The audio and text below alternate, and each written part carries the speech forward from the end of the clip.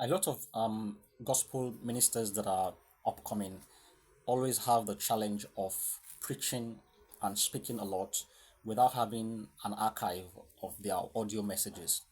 Now, we used to have that challenge, I think the first few months when we started in 2020, but I I had to tell myself something that we need to preserve these early messages, and that's the same thing I'm telling you now. I had to just get to that point that I told myself we need to preserve these early messages. And I'm going to tell you one of some of the things that archives, keeping an audio archive, does to you. Number one, of course, it's a preservation of the truth. If you are a gospel minister, you know you represent God's work and you represent God's word. You have to preserve that truth. Every truth that you have access to today, the Bible and several others, they were preserved like that.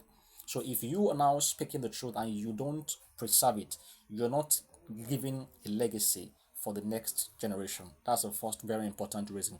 Number two is for your own growth. As a gospel minister, you have to develop yourself, constantly growing. Now, as you want to develop yourself in constant growth, how do you help that? And one of the ways for me is I actually listen to my messages. I listen to be blessed. I listen to also learn areas that I can improve myself. I do not think there is any message that I have preached within the past 5 years that I have not listened to. Sometimes even listening to them more than once. I would go back, listen to the recording, sometimes listen, watch myself again so that I can learn. How can I improve? What am I doing best? What am I doing good that I can improve on and make it better. That is the second thing for your own personal growth. Number three is for your ministry archive. You've got to be able to trace your ministry's history, your speaking history, where you started from. This is 2026 now. We started 2020, the Engaging the Truth Team ministry, and when I go back to listen to my messages in 2020, I sometimes just wonder. I don't want to say laugh. I just wonder at how God has helped us and where we started from. And I also see the consistency in the things I talked about then, in the things I talk about now. Some things will stay with you.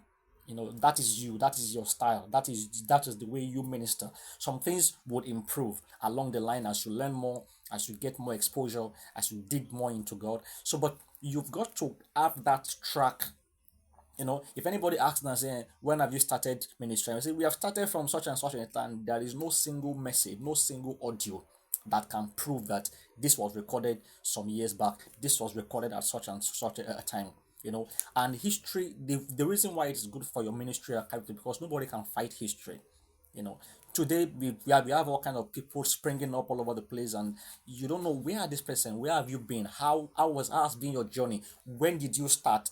So you need to preserve it for the sake of legacy, to preserve the truth, for the sake of your personal growth, so you can go back and listen to it. And the third one, for the sake of your ministry archive. Now I'm going to stop there. And for us, we moved from using WhatsApp. That was 2020. We moved from using WhatsApp to using Telegram, and it was fantastic because on Telegram we have, I think, what I can call the most robust archive library of our audios. So we started preserving them there, and it is important that you learn how to preserve your audios. We chose Telegram for two things. Number one, it is long term. There is no issue of space exhaustion like Google Drive and all that. There is no issue of after a while it's going to be exhausted. That's one. Number two, it records at the original quality. Once we record, there is no loss in quality. If you upload a picture to Facebook, if you upload some things to Facebook, some other social media, there's a way it shrinks the quality. Telegram doesn't do that. Number three is long-term preservation. Telegram is so robust that it is fantastic, and you can, once you put your file on Telegram, it's there. It's like a cloud storage.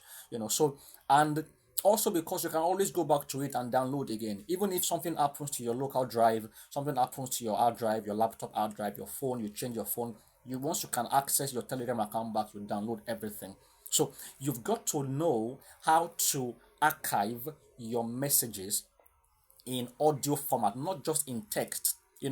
As I'm speaking right now, the funny thing is that you can This video may not be more than few minutes, but by the time you pull the audio and then you convert it into text, you will see that I have written almost 2 3 pages, because as we speak, words, every word is taking space, like right on the page. So by the time you pull a single 10 minutes audio that you did, that is a book.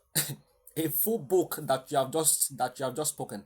And this is how many people lose content, and then they say, oh, I cannot write. You can write. If you can speak, you can write. You just need a little bit of skills here and there to add up to what you are already doing. And you are not, nobody is asking you to write or to produce a book in a field that you don't know.